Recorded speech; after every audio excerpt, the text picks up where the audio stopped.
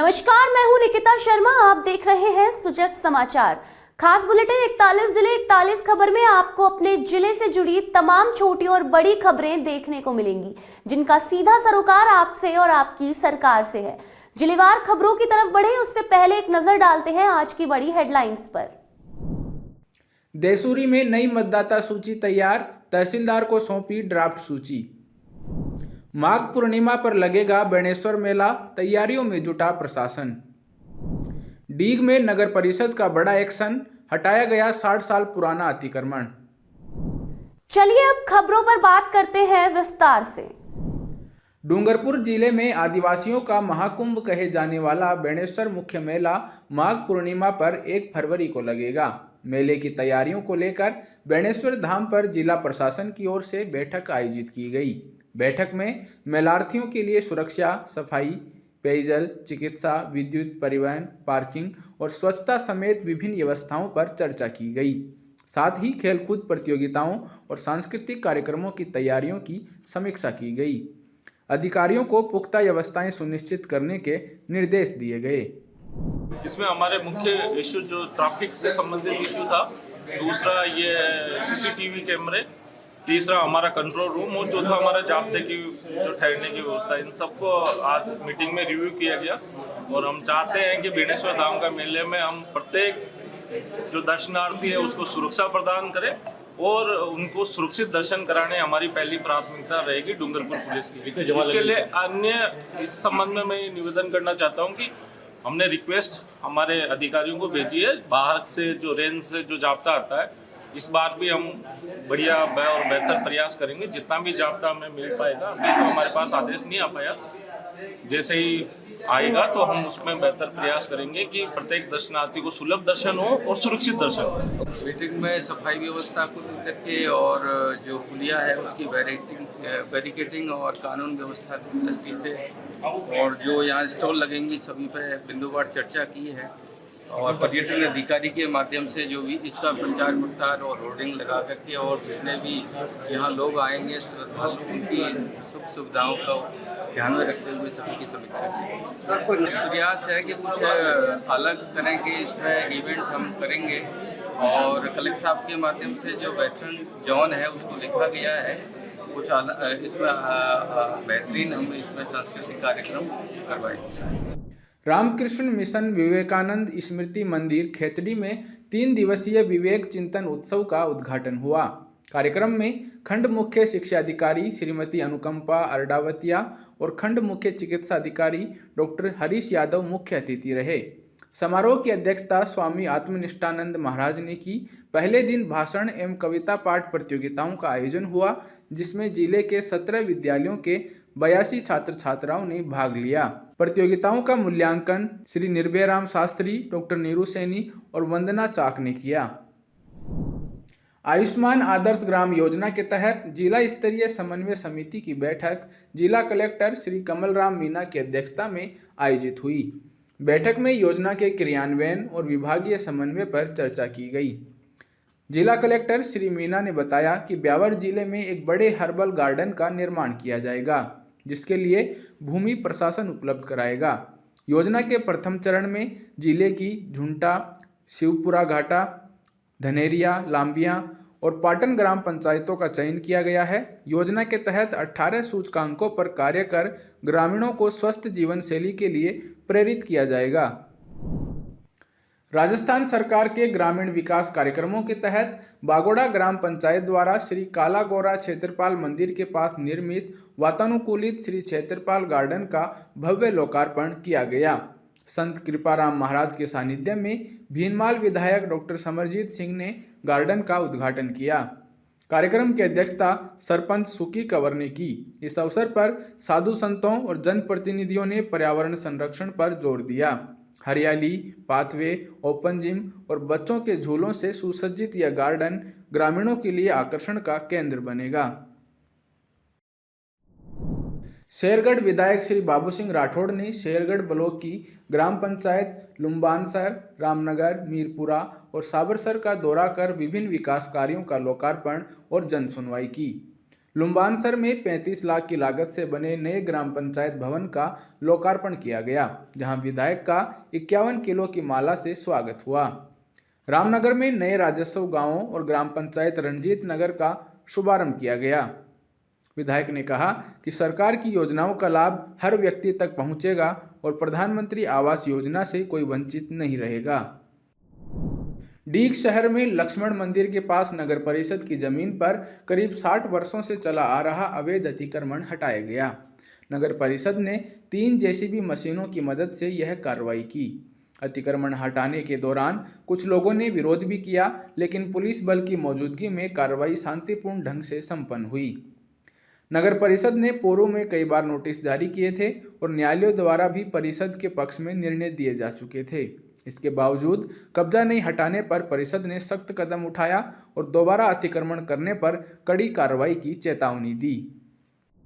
नगर परिषद द्वारा आज से 50-60 वर्ष पूर्व अस्थायी चबूतरे के रूप में किराए पर दी गई थी दुकानें, और इनमें से जिनको मूल किराएदार थे उनकी लगभग फौत हो चुकी है, और उसके बाद जो इनके वारिसान हैं वो यहाँ पर कब्जा करके बैठे हुए थे, जिसको नगर पालिका द्वारा पूर्व में 2012 में सबकी किराएदारी खत्म कर दी थी और 1 महीने का समय दिया था कि इनको खाली कर दें।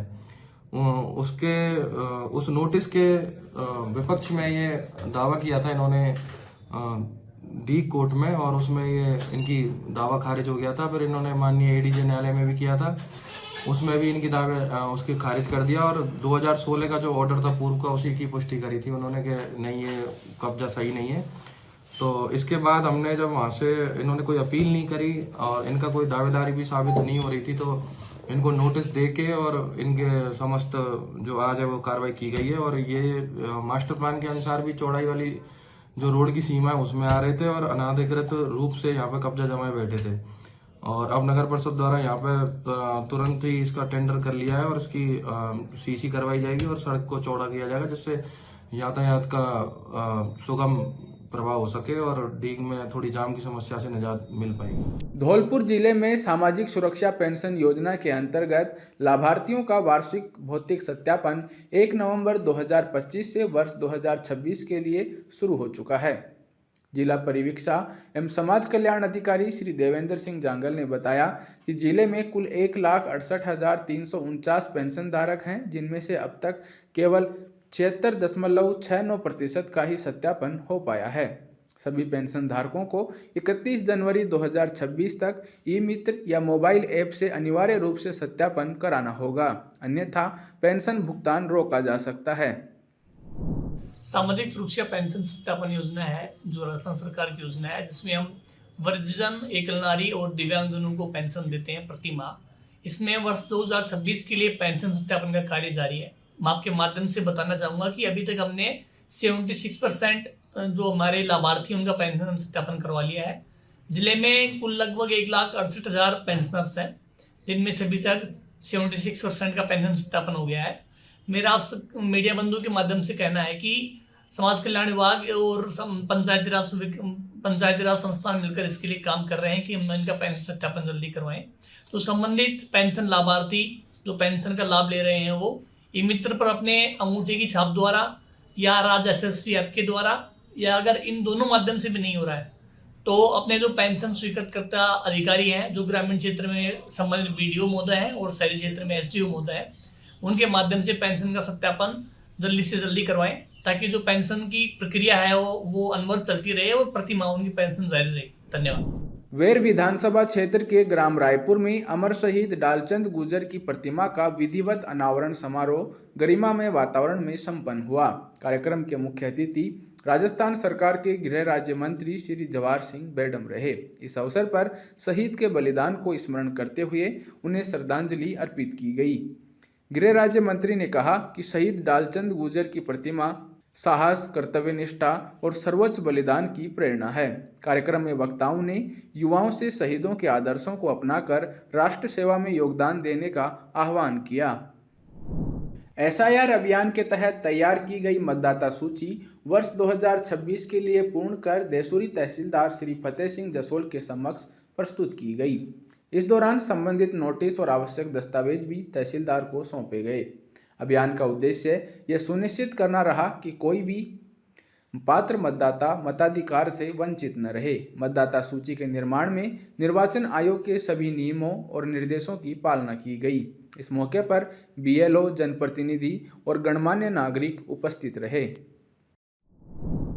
भरतपुर के बीडीए ऑडिटोरियम में राष्ट्रीय खाद्य सुरक्षा एवं पोषण मिशन के अंतर्गत श्री अन्न पर राज्य स्तरीय 1 दिवसीय जागरूकता कार्यशाला आयोजित की गई। मुख्य अतिथि गृह राज्य मंत्री श्री जवाहर सिंह बेडम ने कहा कि मिलेट्स पोषक तत्वों से भरपूर है और इनके उपयोग से स्वास्थ्य बेहतर रहता है। उन्होंने किसानों से परंपरागत फसलों के साथ मिलेट्स की खेती बढ़ाने का आह्वान किया। कार्यशाला में कृषि वैज्ञानिकों और विशेषज्ञों ने मिलेट्स की उन्नत खेती, प्रसंस्करण और मूल्य संवर्धन पर जानकारी दी। इस अवसर पर मिलेट्स उत्पादों की प्रदर्शनी और प्रशिक्षण भी आयोजित किया गया। देश के यशस्वी प्रधानमंत्री जी ने श्री अन्न के उत्पादन और उसके उपयोग के लिए देश दुनिया के लोगों से आह्वान किया और सबने उसको स्वीकार भी किया है। प्रदेश के मुख्यमंत्री आदरणीय भजनलाल शर्मा जी के नेतृत्व में हम किसानों को जागरूक करने का काम कर रहे हैं। आज प्रदेश स्तरीय कार्यशाला 1 दिवस की भरतपुर संभाग मुख्यालय पर आयोजित की गई थी, जिसमें 7 जिलों के किसानों ने भाग लिया है। एफपीओज भी आए हैं, एफपीओज के प्रतिनिधि आए हैं, विभागीय अधिकारी आए हैं, स्वयंसेवी संस्थाओं के लोग हैं, हमारे किसान। वो इस कार्यशाला में आपस में चर्चा करके श्री अन्न को कैसे बढ़ावा दिया जा सकता है उस पर मंथन करेंगे। और सरकार का ये आह्वान है कि हम ज़्यादा से ज़्यादा श्री अन्न उत्पादन भी करें और रोज़मर्रा के जीवन में उसका उपयोग भी करें, जिससे हम स्वस्थ रह सकें, हम प्रसन्न रह सकें और किसान की आमदनी को बढ़ा सकें। आज बड़े हर्ष का विषय है कि हमारे राजस्थान में राज्य स्तरीय श्री अन्न पर कार्यशाला आयोजित भरतपुर जिले में की जा रही है, जिसको लेकर कृषि विभाग के सभी अधिकारियों ने बहुत अच्छी तैयारी की और लगभग 7 जिलों के किसान यहाँ आज उपस्थित हुए, जिसमें तरह तरह की स्टॉल जो कि मिलेट्स के जो उत्पाद हैं उनकी स्टॉलों को देखा और किसानों को इससे कई वैज्ञानिकों से और इस स्टॉल से ये जागृति प्राप्त हुई कि केवल किसान ये समझते थे कि केवल बाजरा, केवल भैंस की दलिया वगैरह और सर्दियों में खाने लायक चीज़ जो होती है वो ये ना समझ के निश्चित तौर पर ये यहाँ आज सीखने को मिला है कि इसमें जितने फाइबर्स, विटामिन, प्रोटीन्स जिस प्रकार के होते हैं उतने किसी भी चीज़ में नहीं होते। जो गेहूँ है वो खाने योग्य फसल नहीं है, आज ये लोगों को अवगत हुआ है। सर, जो आज भरतपुर में 1 दिवसीय श्री अन्न पर जो कार्यशाला आयोजित की गई है, ये बहुत अच्छी कार्यशाला है और इसमें काफ़ी किसान हैं, काफ़ी वैज्ञानिक हैं और सर इस पर बहुत मिलेट्स के बारे में अच्छी जानकारी दी जा रही है। और सर इसमें मिलेट्स में क्या क्या फ़ायदे हैं और जैसे बाकी यहाँ पे गेहूँ है, चावल है, इससे क्या क्या नुकसान है वो चीज़ बताई जा रही हैं और मिलेट्स का क्या उपयोग है शरीर के लिए, कितना अच्छा है, कितने कम लागत में ये देते हैं, तो सर इसके बारे में जानकारी दी जा रही है। सर वैसे सर ये बहुत ही अच्छी कार्यशाला है, सरकार के द्वारा चलाई गई मोटे अनाज पर एक बढ़िया कार्यशाला है जिसको मिलेट्स नाम दिया गया है और इसके अंतर्गत अपने जो किसान भाई हैं इनको कई प्रकार की मोटे अनाज से कई प्रकार की बीमारियों की रोकथाम में सहायता मिलती है।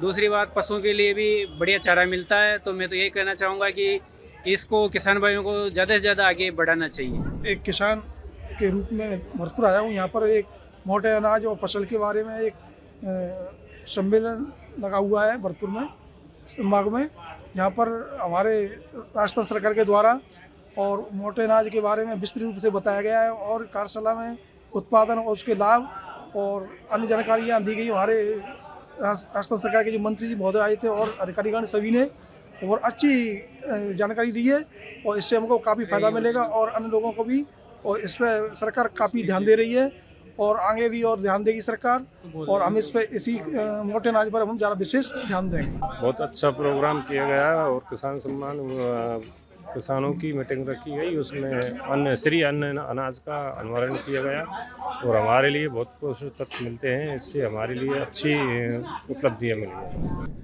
राजस्थान सरकार की सख्ती के बाद रघुनाथगढ़ क्षेत्र में बायोमेडिकल वेस्ट के गलत तरीके से निस्तारण करने का मामला सामने आया है। निजी अस्पतालों, लैब संचालकों और झोलाछाप डॉक्टरों द्वारा नियमों के उल्लंघन पर स्वास्थ्य विभाग की टीम ने मौके पर पहुंचकर जांच की। टीम ने जलते हुए बायोमेडिकल कचरे को देखा, जिससे लापरवाही उजागर हुई। जांच के दौरान पाटन का बास क्षेत्र में एक अवैध क्लिनिक भी पकड़ा गया, जहां बिना लाइसेंस डिलीवरी कराई जा रही थी। बीसीएमओ ने क्लिनिक को बंद कर नोटिस जारी किया। विभाग ने स्पष्ट किया कि अवैध प्रैक्टिस करने वालों के खिलाफ आगे भी सख्त कार्रवाई जारी रहेगी। डूंगरपुर नगर परिषद ने क्लीन डूंगरपुर ग्रीन डूंगरपुर अभियान के तहत डीजल कचरा वाहनों को हटाकर घर घर कचरा संग्रहण के लिए सीएनजी गाड़ियां शुरू कर दी हैं। वर्तमान में 8 सीएनजी वाहन नगर परिषद पहुंच चुके हैं, जबकि शेष 10 वाहन 26 जनवरी को आएंगे। नगर परिषद के सभापति श्री अमृतलाल कलासुआ और आयुक्त श्री प्रकाश डूडी ने नई गाड़ियों को हरी झंडी दिखाकर रवाना किया। नए वाहन पुराने वाहनों की ब्रेकडाउन और प्रदूषण की समस्याओं को समाप्त करेंगे। शहर के 40 वार्डों में कचरा संग्रहण अब समय पर और पर्यावरण अनुकूल तरीके से होगा। हमारे नगर में करीब 18 गाड़ियां हैं जो पहले डीजल से चलती थी, और ग्रीन एनर्जी को बढ़ावा देने के लिए हमने 18 का 18 गाड़ियां बिल्कुल सीएनजी से चलने वाली गाड़ियों को आज लॉन्च किया है। आज 8 है, 26 जनवरी को 10 गाड़ियां और आ जाएगी। नगर के अंदर प्रदूषण रहित किसी भी प्रकार का कोई धुआं ना हो, इस बात को ध्यान में रखते हुए एक नवाचार है। और हमारी बोर्ड की ये हमेशा मंशा रही है कि क्लीन डूंगरपुर, एकदम स्वच्छ डूंगरपुर, ना तो कोई प्रदूषण पोल्यूशन वगैरह कुछ नहीं हो।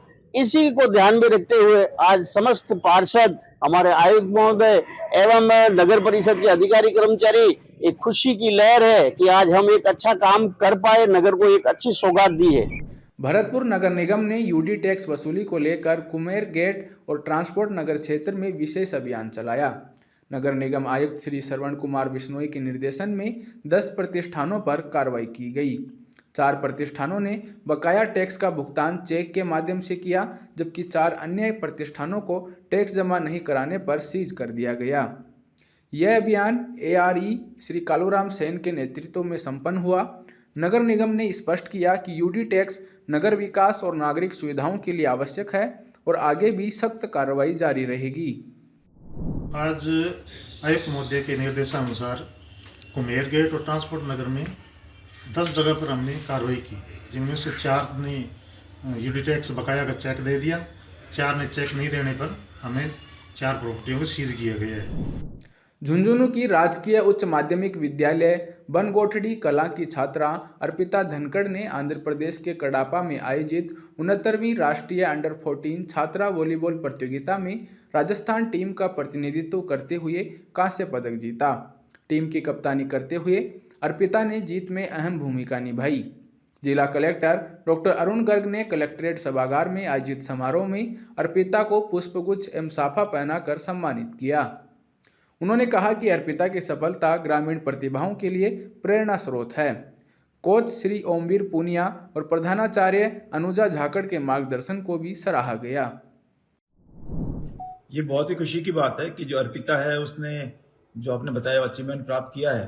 मेन बात है कि जो हमारे गांव की बच्ची है उसको गांव में ही जो ऐसे कोच साहब जैसे लोग निस्वार्थ रूप से ट्रेनिंग दे रहे हैं, और स्कूल के जो प्रशासन के प्रिंसिपल हमारे साथ हैं, तो आप सब लोग मिलके गांव में इतना अच्छा वातावरण बना दिया कि जो बच्चा है बच्ची है वो गांव में प्रैक्टिस कर पा रहा है और इतने अच्छे अचीवमेंट कर रहा है। तो यही इसी से हमको परिणाम मिलेगा, क्योंकि हर बच्चे को हम जिला मुख्यालय पर नहीं ला सकते, ना ही उसको सुविधा दे सकते हैं, लेकिन स्थानीय स्तर पे जो प्रशासन है, विद्यालय है, वो मिलकर सुविधा दे और जो लोग कोचिंग दे सकते हैं वो कोचिंग दे, तो फिर जो प्रतिभा काफ़ी होती है उसको निखारने में ये सब चीज़ों कॉम्बिनेशन बहुत ज़रूरी है। और झुंझुनू जिले में वैसे भी खेल के लिए जाना जाता है, तो बहुत अच्छी बात है कि हमारे दूर दराज के गाँव में भी जो बच्चे हैं उनकी प्रतिभा निखर रही है। और मुझे विश्वास है कि इस बच्ची जिसने आज 14 साल से भी कम एज, अप्रैल में 14 साल की होगी, अभी से इसने इतना अच्छा परफॉर्म किया, तो आगे जाके हम इसको सब टेलीविजन पे राष्ट्रीय और अंतर्राष्ट्रीय प्रतियोगिता में देखेंगे। मैंने अंडर 14 गर्ल्स में स्कूली नेशनल में टीम कैप्टन रही हूँ। हमारे मैच आंध्र प्रदेश कडप्पा में हुई थी। वहाँ पर हमारे राजस्थान की टीम ने 3rd पोजीशन जीतकर कांस्य पदक हासिल किया है। हमारे कोच साहब ओमवीर जी पूनिया ने हमें मोटिवेट किया। इनके पास हम जाकर सुबह शाम प्रैक्टिस करते हैं, इनके मोटिवेशन से मैं आगे बढ़ पाई हूँ। हम शाम को 4 बजे के बाद में 2-3 घंटे प्रैक्टिस करते हैं कोच साहब के पास, फिर सुबह भी प्रैक्टिस करते हैं 1-2 घंटे। 41 जिले 41 खबर बुलेटिन में आज के लिए इतना ही। फिर मिलेंगे नई खबरों के साथ। तब तक के लिए देखते रहिए सुजस समाचार। हमारे चैनल को लाइक, सब्सक्राइब और शेयर करना ना भूलें। धन्यवाद।